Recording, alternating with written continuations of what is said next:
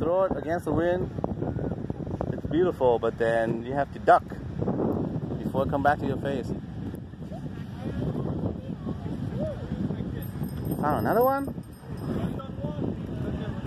Beach are full of them.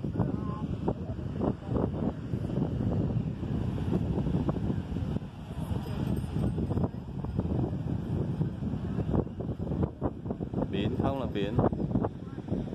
Biển sông dạt dào, trùng dương lấp lấp trôi đi về chỗ nào.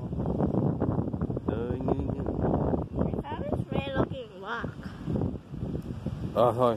No, don't. Cái đó là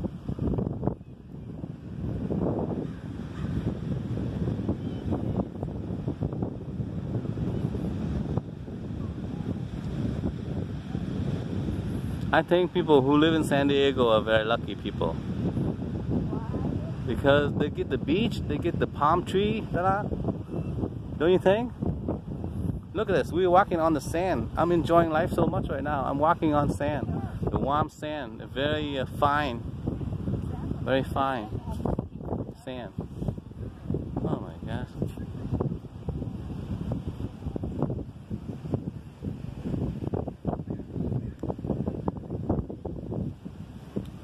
This is Mission Beach.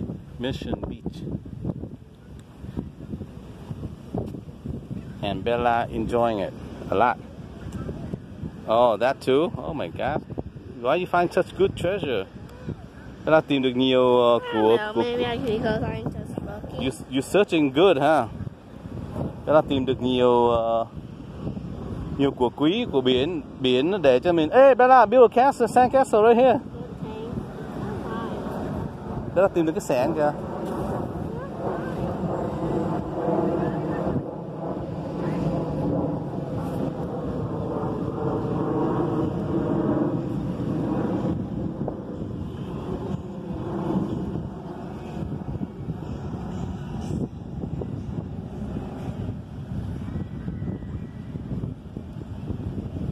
Look at these seagulls flying all over.